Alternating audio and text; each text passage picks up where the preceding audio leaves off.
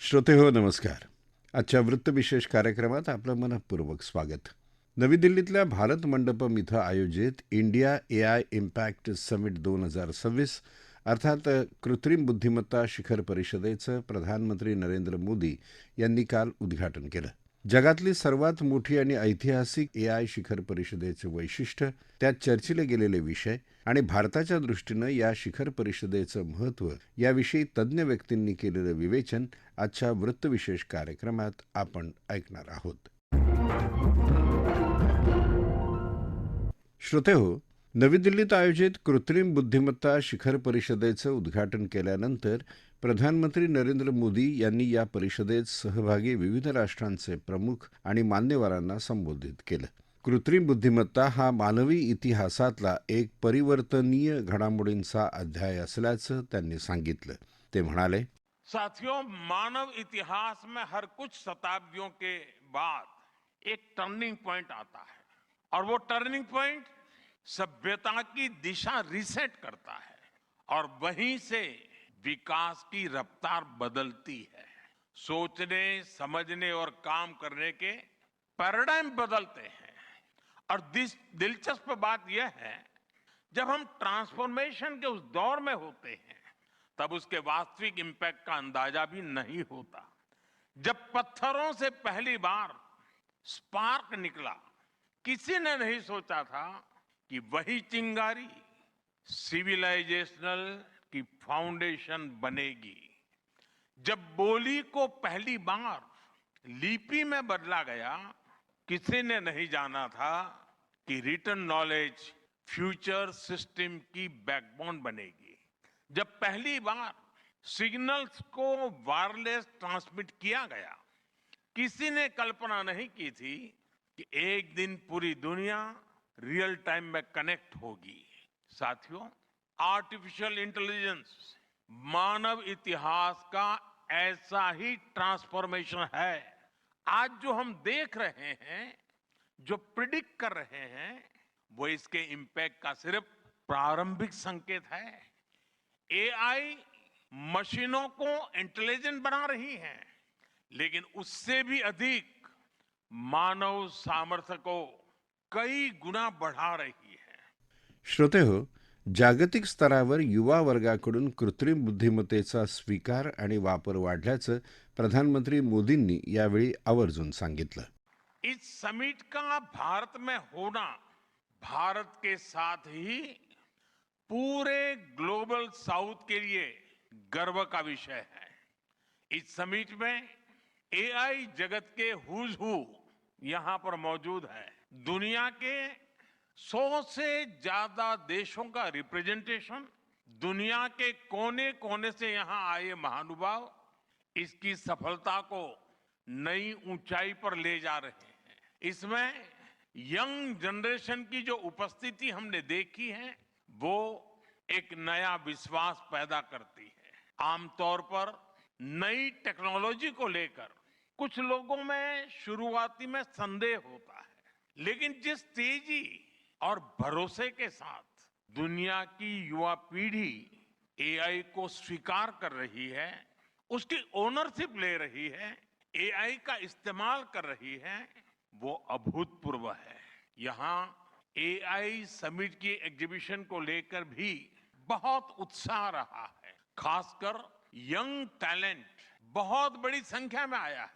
Agriculture, security, दिव्यांगजनों की मदद, मल्टीलिंगुअल पॉपुलेशन की तमाम जरूरतों से जुड़े जो भी सॉल्यूशंस यहाँ प्रेजेंट किए गए हैं, वो इस फील्ड में मेड इन इंडिया की ताकत और भारत की इनोवेटिव कैपेबिलिटीज का बहुत बड़ा उदाहरण है. श्रोतेहो, जगाच्या तुलनेत भारताचा एआयकडे पाहण्याचा दृष्टिकोन वेगळा असून त्याला योग्य दिशा दिली तर उत्तम भविष्य लाभेल, असंही प्रधानमंत्री मोदी यांनी सांगितलं. यावेळी त्यांनी उपस्थितांना मानव विजनचं महत्त्व विशद केलं. आज हम एआई को जिस दिशा में लेकर जाएंगे, वैसा ही हमारा भविष्य तय होगा. साथियों, आज new Delhi AI impact summit में मैं एआई के लिए M A N A V Manav Manav vision प्रस्तुत करता हूं. मानव का अर्थ होता है ह्यूमन और मानव विजन कहता है M moral and ethical systems यानी एआई एथिकल गाइडेंस पर आधारित हो ए अकाउंटेबल गवर्नेंस यानी transparent rules robust oversight and national sovereignty यानी जिसका डेटा उसका अधिकार ए एक्सेसिबल एंड इंक्लूसिव यानी एआई मोनोपोली नहीं मल्टीप्लायर बने वी वैलिड एंड लेजिटिमेट यानी एआई लॉफुल और वेरीफाइबल हो भारत का ये मानव विजन 21वीं सदी की एआई आधारित दुनिया में मानवता के कल्याण की अहम कड़ी बनेगा श्रोते हो कृत्रिम बुद्धिमत्तेच्या वापरामुळे आपलं काम अधिक स्मार्ट आणि प्रभावी बनणार असून नवीन उद्योगांना यातून उत्तम संधी उपलब्ध होणार असल्याचंही ते म्हणाले. साथियों future of work inclusive trusted और ह्यूमन सेंट्रिक होगा अगर हम मिलकर आगे बढ़ें तो आर्टिफिशियल इंटेलिजेंस पूरी मानवता की क्षमता को नई ऊंचाइयों तक ले जाएगी. साथियों कहा जाता है sunlight is the best disinfected यानी पारदर्शिता ही सबसे बड़ी सुरक्षा है. कुछ देश और कंपनियां मानती है कि एआई एक स्ट्रैटेजिक एसेट है इसलिए इसे कॉन्फिडेंशियल तरीके से डेवलप किया जाना चाहिए. लेकिन भारत की सोच अलग है. हम मानते हैं कि एआई जैसी तकनीक तभी दुनिया के लिए लाभकारी होगी जब उसे शेयर किया जाएगा जब कोड ओपन होंगे और शेयर किए जाएंगे तभी हमारे मिलियंस ऑफ यंग माइंड्स उन्हें बेहतर और सुरक्षित बना पाएंगे. इसलिए आइए हम ये संकल्प लें कि एआई को ग्लोबल कॉमन गुड के रूप में विकसित किया जाएगा. कृत्रिम बुद्धिमत्तेचा वापर सर्वांनी मिळून केला तर ते संपूर्ण मानवी जीवनाच्या क्षमतेला नव्या उंचीवर नेईल. त्यामुळे भारताच्या दृष्टीने एआयमध्ये भाग्यासोबतच भविष्यही असल्याचं प्रधानमंत्री मोदी यांनी स्पष्ट केलं. हमें चिल्ड्रन सेफ्टी के प्रति और अधिक सजग होना होगा. जैसे स्कूल का सिलेबस क्यूरेटेड होता है वैसे ही एआई स्पेस भी चाइल्ड सेफ और फैमिली गाइडेड होना चाहिए. फ्रेंड्स आज दुनिया में दो तरह के लोग हैं. एक जिन्हें एआई में भय दिखता है वो हमेशा वैसी बात करते हैं. ऐसे लोग जिन्हें एआई में भय दिखता है और दूसरे वो जिन्हें एआई में भाग्य दिखता है. और साथियों मैं जिम्मेवारी के साथ कहता हूं गर्व के साथ कहता हूं हमें भय नहीं. भारत को एआई में भाग्य दिखता है. भारत को एआई में भविष्य दिखता है. हमारे पास टैलेंट भी है एनर्जी कैपेसिटी भी है और पॉलिसी क्लैरिटी भी है. और मुझे आपको ये बताते हुए खुशी है कि इस समिट में 3 भारतीय कंपनियों ने अपने एआई मॉडल्स और एप्स लॉन्च किए हैं. ये मॉडल्स हमारे यूथ के टैलेंट को दिखाते हैं और भारत जो सॉल्यूशंस दे रहा है उसकी डेप्थ और डाइवर्सिटी का भी प्रतिबिंब है.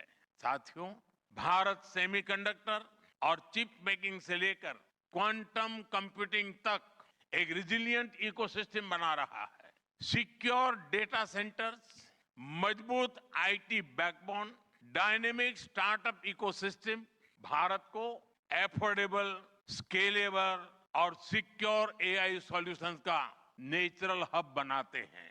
भारत के पास डाइवर्सिटी भी है डेमोग्राफी भी है और डेमोक्रेसी भी है. जो एआई मॉडल भारत में सक्सीड करता है वो ग्लोबली डिप्लॉय हो सकता है.